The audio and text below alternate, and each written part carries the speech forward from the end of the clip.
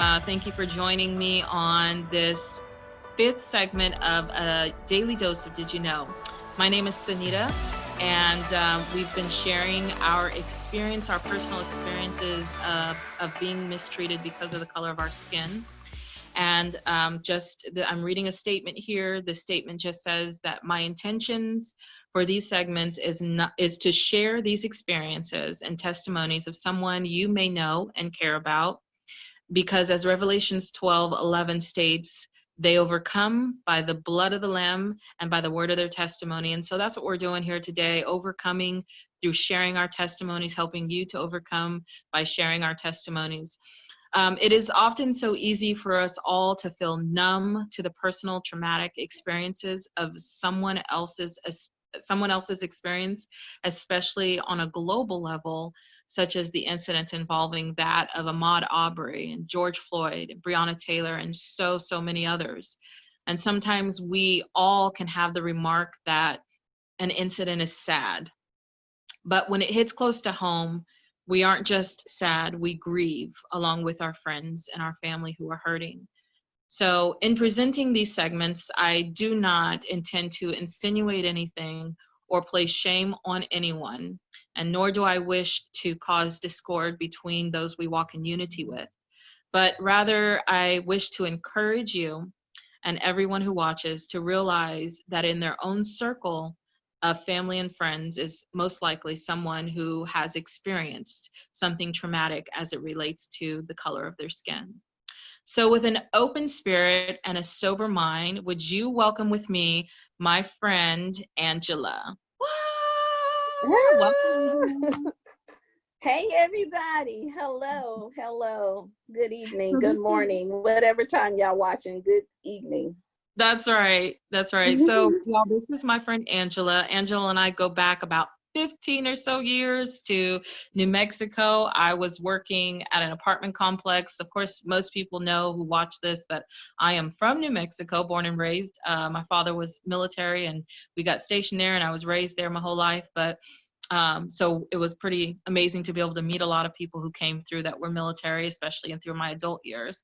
And so I met Angela there. I was leasing apartments, and she and her husband came, and I leased them an apartment. And then the next weekend, or that weekend, we ended up at the same church. I was already at the church, and she and her husband came to the church. So to my surprise, I was like, ah, and I felt a little bit ashamed because I should have invited them to church. To the church I was attending.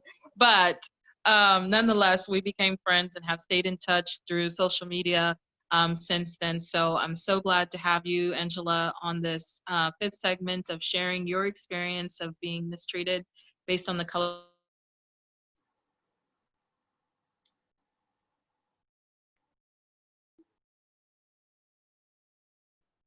I don't know what happened.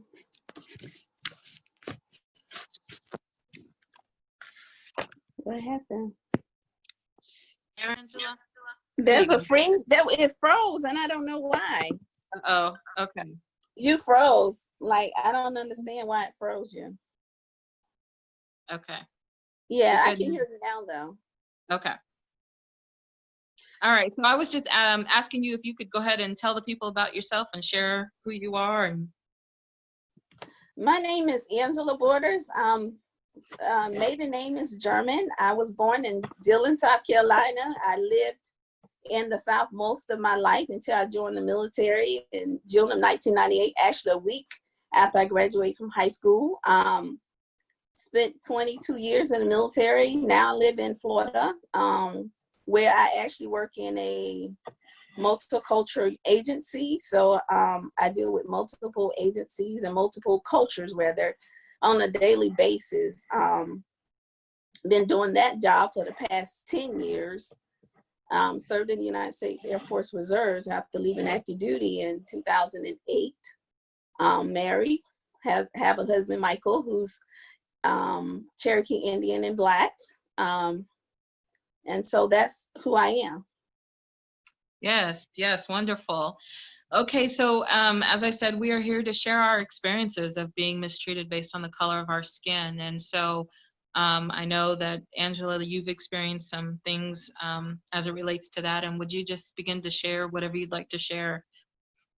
I didn't even realize it until recently. When I was in the first grade, actually, um, a lot of the Black kids got held back in first grade. And I heard about it actually through a friend who her mother was a teacher. And this was at South Elementary School in Dillon, South Carolina. And they held a lot of the Black kids back because of funding. And the excuse that they used was because of our ability to read. And so for many years I was angry because I felt like that was disparaging treatment because of our color. So it started early. And then once, I guess that first grade year, I got over that.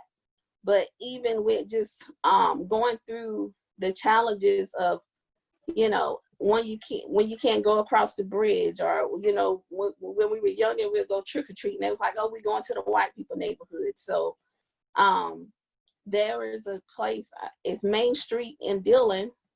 They have a railroad track, so we couldn't go over there, and it's still segregated today. Wow. And we know, yeah, it's still segregated today. A lot of the people now are the Caucasian race. They're actually moving out of the town and moving into the country, buying all the land there. And wow. yeah, and I remember growing up, my mom was a sharecropper, and I remember so vividly, and I was mad with her then. She worked in the cucumber field for a whole week. And I remember she came home with $127. And I was a little cheerleader for my, I guess, the recreation league. And I was upset because I was like, Mom, that we need to pay for our uniforms. Right. And now I understand more, but I felt like it was like modern day slavery, because I remember her going early in the morning, coming like 5 or 6 o'clock in the afternoon. But I guess some of that, what happens, which I learned now, like she worked, but she also took loans out from the store to get food and all that stuff. And I used to understand, I'm like, she labored all week long and this is what she got. And so I have just so many stories with growing up in the South, and my mom working in the tobacco field, my grandmother and my sisters, they working in the tobacco field and working all day in the sun, and just, having to go to the outhouse to use the bathroom. It's just so many stories. And I grew up willing to work harder. That's when I knew, I was like, the military was my way out. That was my gateway to, I was college bound. I remember my history teacher, Ms. Rebecca Moody. I remember her saying, Angela, why don't you go to college? I was like, no, I'm not, because I didn't want to put that pressure on my family.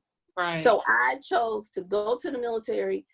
And I remember, Sunita, I graduated from basic training in July of '98.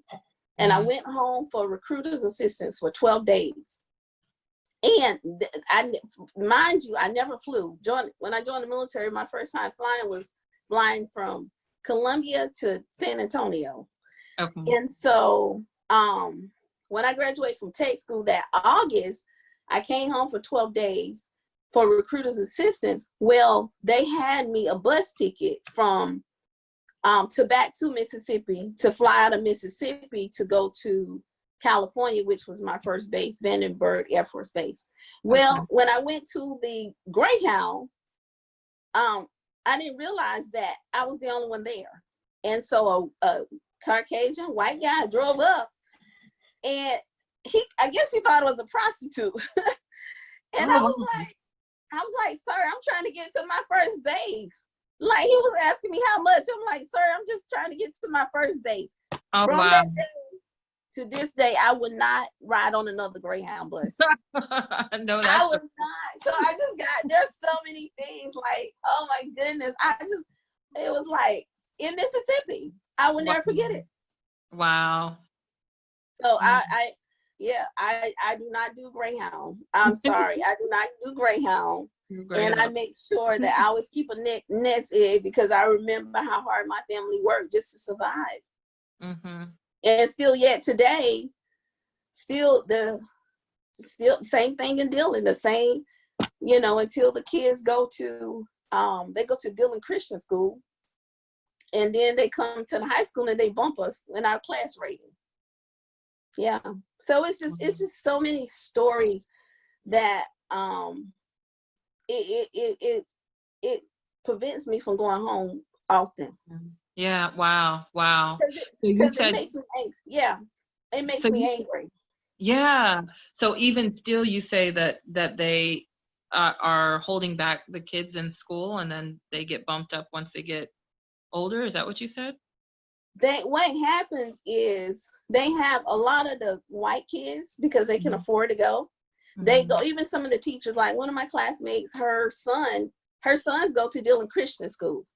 Yeah. So once they get to, because in the public schools, that's where you get the Pell Grants and the class rating and the scholarships. So Right. their 11th grade and 12th grade year, they come to the public schools. So, and they bump the kids that's been going through public school from the 9th through 12th grade. So it messes up. Like if you're supposed to be junior marshal, that's the top 10% of your junior class. Well, if you got 5 kids that comes from the Christian school because of their core curriculum classes, that can bump 5 students that's been going to the public school for the past 4 years. Wow. My nieces experienced that, and my sister had to go to the school board with my nieces, like with the National Honor Society. She was like, she was like 4 point, whatever scale is, 4.5 plus, and they still was impacted.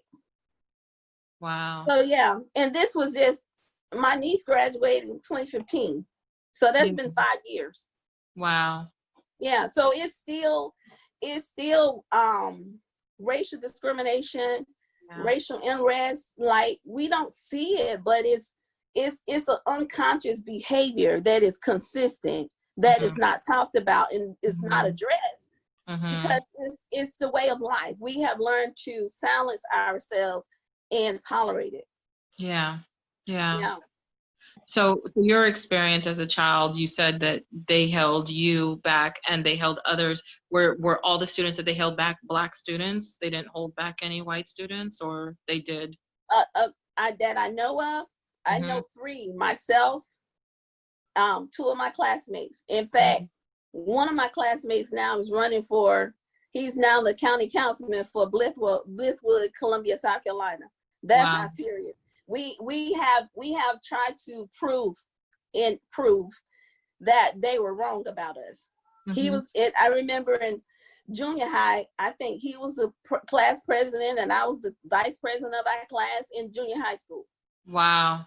And so, and even with me, like sometimes I feel like I'm limited on my potential, because I'm really not really active right now, and I feel like connections, I need to connect, have direct alignment so I can operate in purpose and in destiny.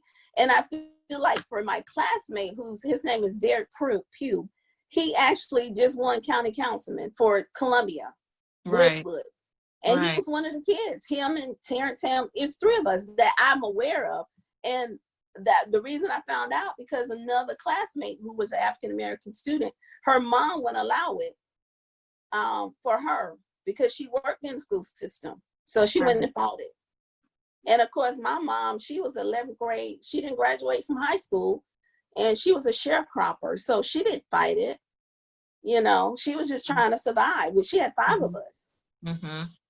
And so, yeah, and that's why I work so hard. And I think my sisters too, and my brothers, because it wasn't easy. Nobody had a platter for us and say, hey, would you like a glass of tea, or a Durs? Yeah. So it probably set you, like you said, it set you on a path to constantly prove yourself and to like say, no, I was ready and I'm still ready, and I'm going to show you that, I can do more than what you think I can. And I think that has created an overachiever with me. And then some people, to the point of some people's like, oh, she's arrogant, or I'm as Angela, because I'm truthful, I'm direct. And some people don't like that. And I told him, I said, it's not that I have an attitude, but I'm very direct. Like people, even from the military side to my current agency job, and they was like, ask Angela, I'm gonna tell you the truth. And one of the things that, regardless of what, I stand on integrity. I operate in integrity in every area of my life, regardless of the race, regardless of the attitude, because like Martin Luther King Jr. say, judge me on my character, not the color of my skin. The content of my color, my content of my character, not the color of my skin. Because we are judged based upon we got an attitude. And we don't have an attitude. We just want to be called to the table. We want to sit at the table. Right. We want to see. And I think now I even found myself being that person, because I used to go in a conference room and I'll sit back. Now I get to sit at the table. But I'm right on my lap. I learned to get a seat at the table. Yeah.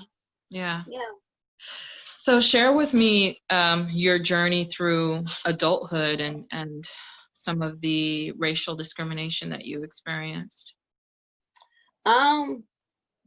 When I have a young lady who that I'm in, probably within the last couple of years. In fact, recently in May, we went to her birthday at a restaurant outside. And I looked around and I started to wear my mask, and I didn't wear it because we were sitting outside. And I realized, other than another African-American guy, I was the only Black girl there. And so they didn't treat me differently, but my food didn't come on time. I didn't feel like there was a different treatment. It was like, you didn't get your food yet? Or, I end up ordering because they had beverages, alcoholic beverages, and I didn't get it. They had shots because it was her birthday, and because she's my friend, I go. And they was like, oh, don't get Angela a shot. And I didn't take one because I had like a few to drink, but my food didn't come the way it should have. And it came late, and just those little things that shouldn't be, but it's consistent. It's consistent. Yeah, because I was the only Black girl at the table. And that has been a lot for me because of, by virtue of my lifestyle and where I work. I enjoy it because the people that I'm with, they take care of me, but it is uneasy. In fact, I was in Dallas, it was last March, and actually it was probably more than last March. I went to Dallas and we went to a rodeo, Fort Worth. And so I had on my cowgirl boots and my jeans and my boot, everything. But we went to like I guess it's like they have like pubs and food places there. They got my coworkers, they got me out of there because it was uneasy. Wow. It was, in Fort Worth, in Dallas, because there's certain places there. It's like, what are you doing here? And you can feel the tension. You can feel it. Yeah. Did you experience anything specific, or was it the feeling that you had? We just kind of left. Like, I didn't order any food. They told me don't order anything. It was just like looking like, what is she doing here type deal. And so my coworker said, we're gonna go. Like, they didn't order anything. We just left. Because they just looked around. And that's the thing with I think it's more unconscious because they're white, so they're not gonna speak to it. But they just said, hey, we're gonna leave. They didn't say anything. But if I was not with them, of course they would have stayed. They would have stayed. And we communicate, and in fact, a couple of the ladies, they live in Vermont. One of them live in Nebraska. And so we in Dallas. So we have a great relationship, but it's that bias. Like, I would love to go. They told me I would love to go to Vermont and Nebraska, but then what type of treatment will I get? Yeah. Because there's not a lot of us there.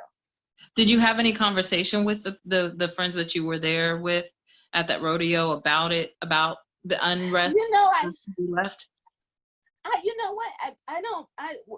We kind of didn't. We just didn't talk about it. Yeah. That's the thing. We don't talk about it. Yeah. And I Absolutely.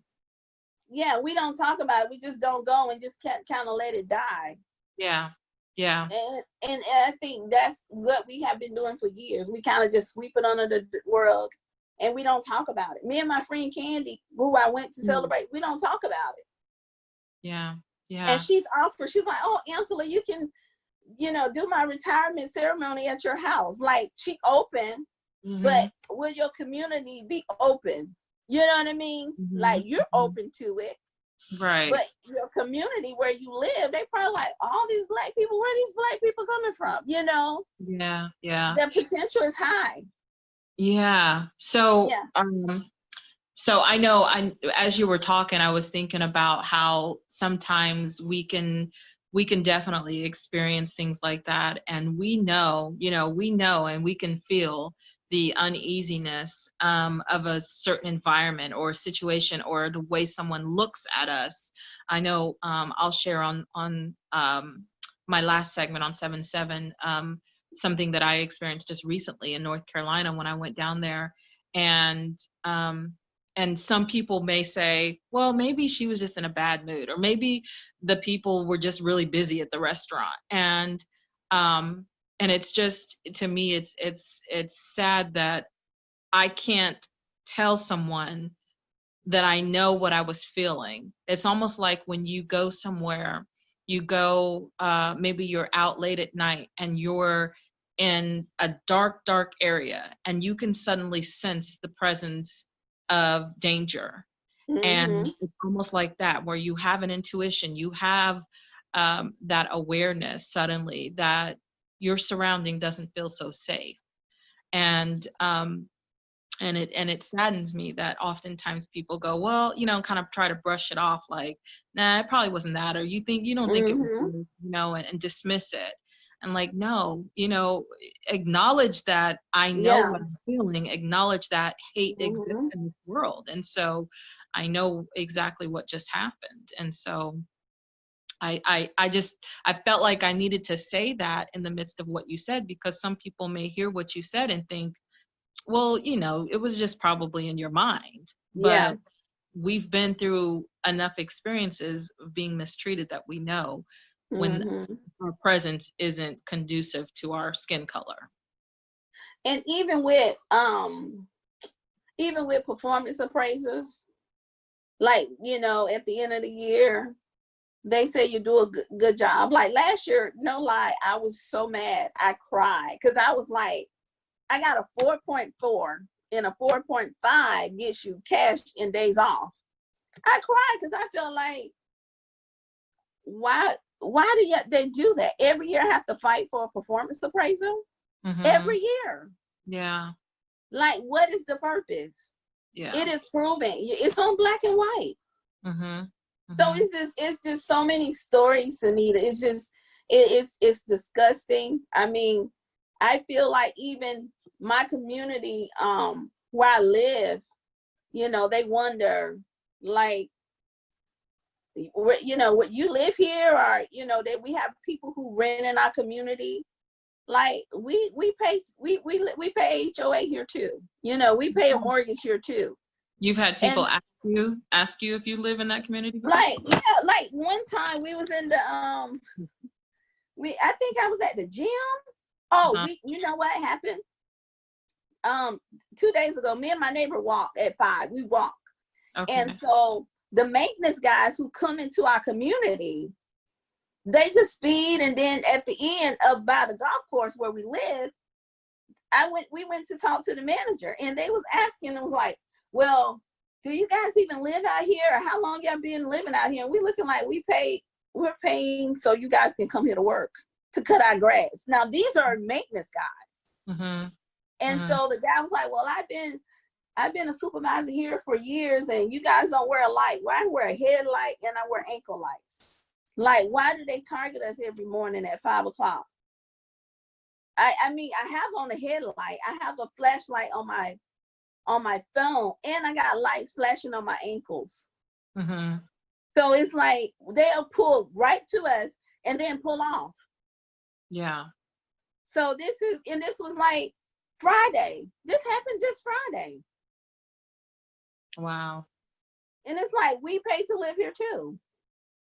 Mm. And they coming into the community. Right. Yeah. Yeah. Yeah. They're coming there to do a job, a service, and they are judging whether or not you live there. Yeah. We live here. We live here. In fact, I think this is like since about 2009. We've been living here since 2009. Mm. So Wow. it's just so many stories that people they just look and, don't think you're supposed to be there, like you don't belong there, and you earn your right to be there because you pay to be there. Right. Yeah. Yeah. Yeah. Yeah. So it's just so many, I can go on and on, the stories, Yeah.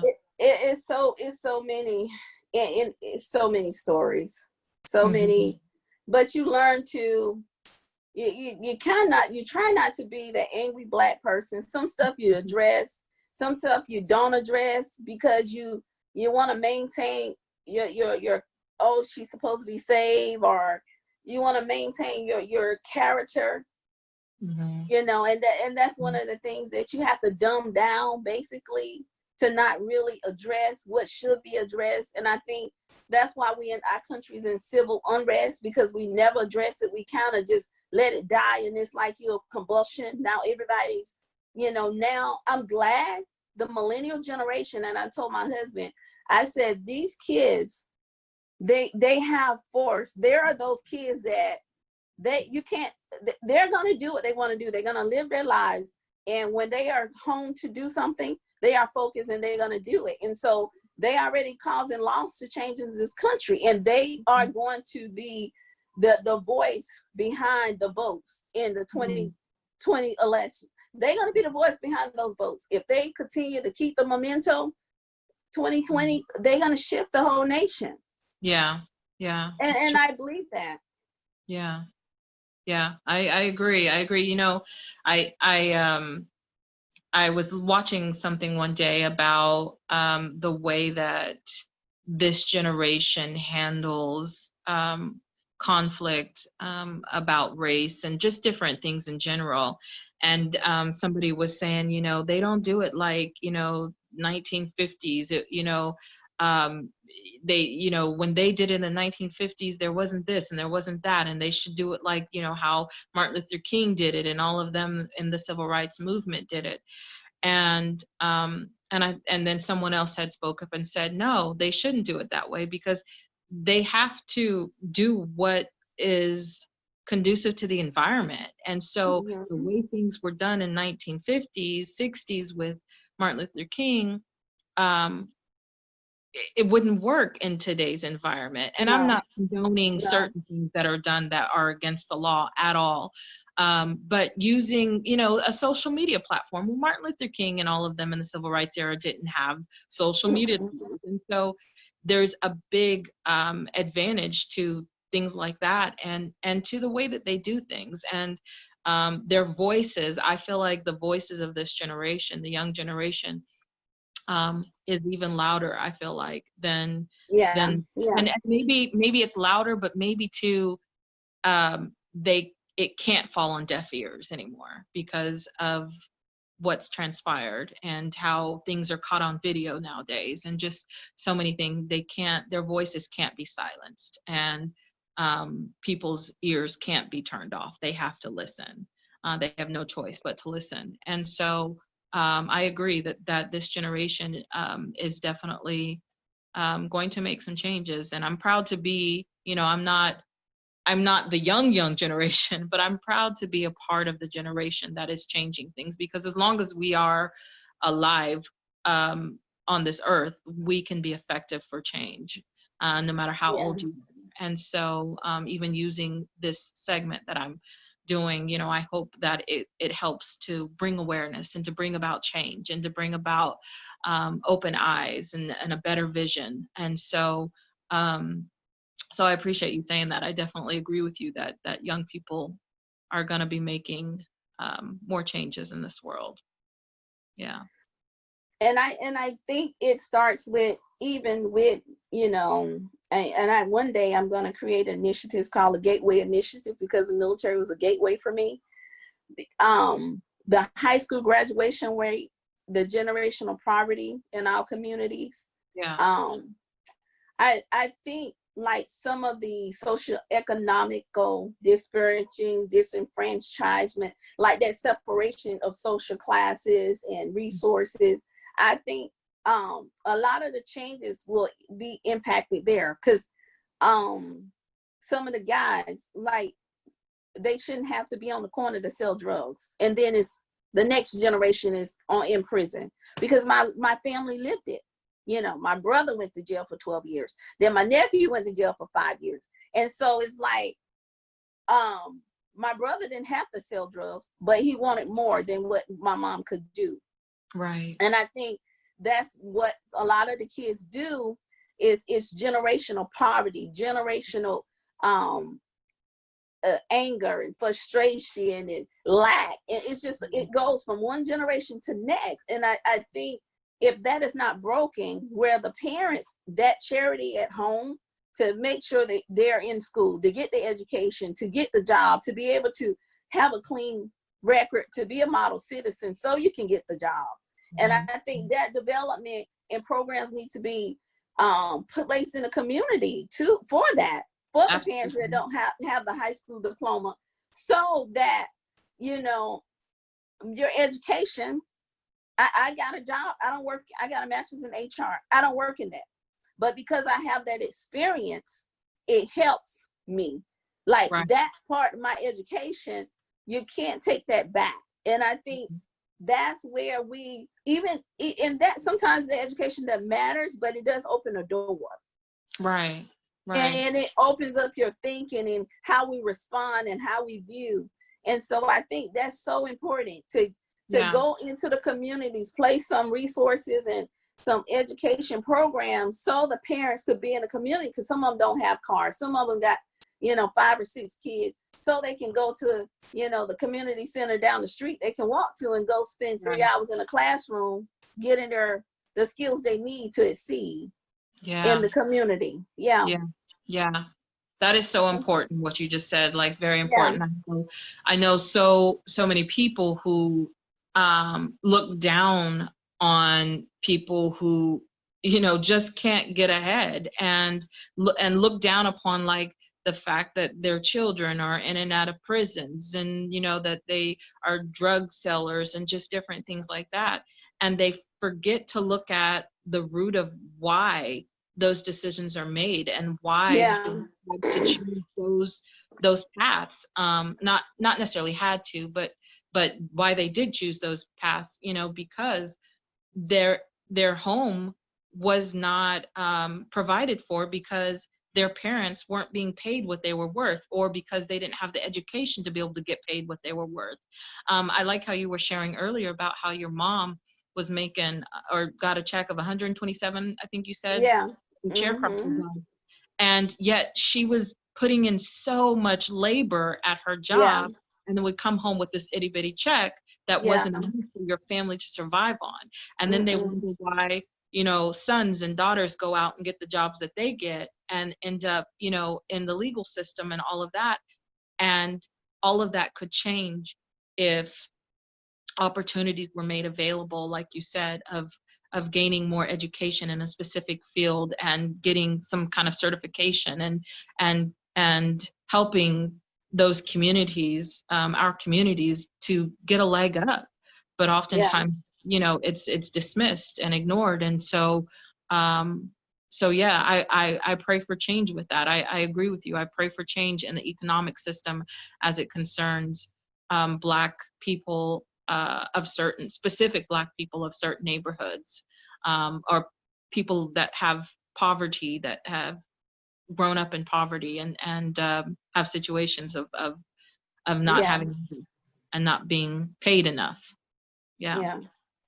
And Yeah. I think one of the things I think I mentioned to someone, I was telling them, I said, that we need to start with the politicians, because a lot of stuff, like even back in the day, it started with the local church. Yeah. And I think the local church, like a lot of I think that could be, because most of our grandmothers and our aunts, they're still going to those local churches. So, take registration ballots in the church, have people registered to vote, have not just when you're running for campaign, have a continued face in the community. So I don't know your face because you want my voice. Right. Let your face be a consistent view in the community. So after I vote for you, what are you doing to better the community? Because you're saying, oh, I'm gonna do this, I'm gonna put in roads. Like I still go home and there's still dirt roads. There's some houses in town, they got dirt roads. When they gonna put in some tar?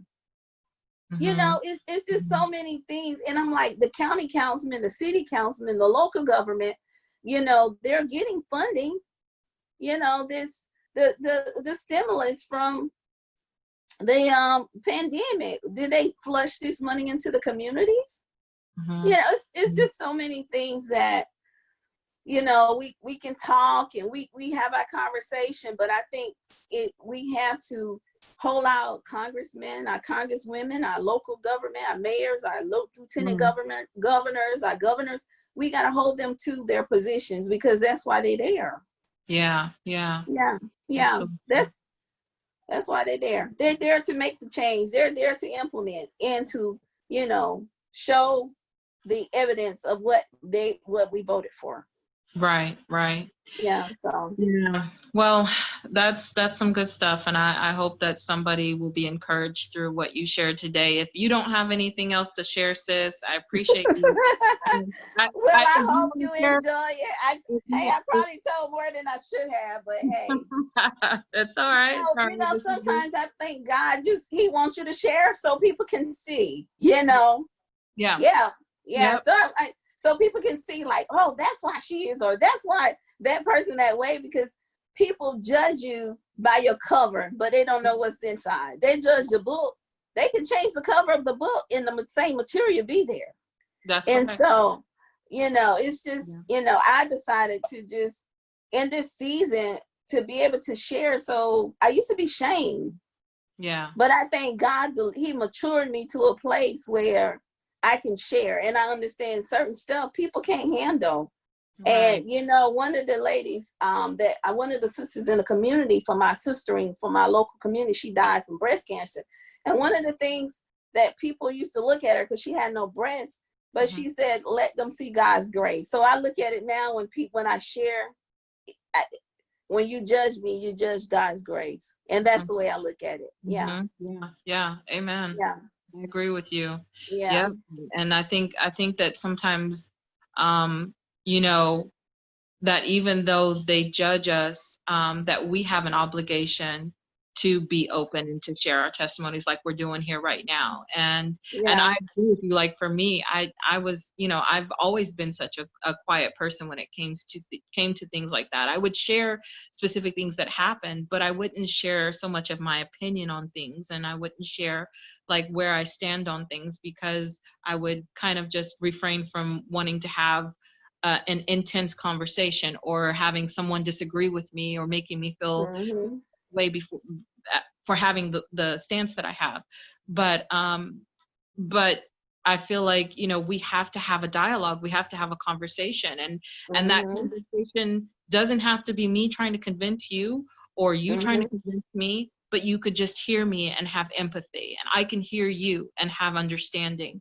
And we go from there, and we heal, and we grow, and we mature, and we become seasoned people. But the conversations have to happen as well. They have to happen so that people can stop judging, so that they can stop being ignorant to the reasons of things, to have an understanding. And so So thank you. Thank you for sharing that. Thank you for You're sharing welcome. your story, your journey. And if you will, share some encouragement, hope, or a prayer, whatever you'd like to do, and in I can reference pray. to some of the things that you talked about. Okay. I'm going to pray. Father God, we thank you for this moment. We thank you that the words that I share, God, that it will be uplifting for someone's life. I pray, God, that you will bless this nation. God, look upon this nation. God, you said the government shall be upon your shoulders. So, God, I speak peace to the looting, God, to the civil unrest and the racism. We thank you, God, for peace that surpasses all understanding. God, get in our government. God, send voices into the government to stabilize our government in this nation. And Father, I pray that you just bless Anita in this season, God. We rebuke any backlash or God, any retaliation in this assignment. And we speak peace in all things in your name. Amen. Amen. That was wonderful. Thank you so much for being a part of the Daily Dose of Did You Know? And if you don't know, now you know about Angela's story and her journey. And please come back and watch our next segment. It'll be airing tomorrow. This one here you can see tonight, Monday, and we'll have another one airing tomorrow and one more after that. So thank you for watching. We'll see you next time.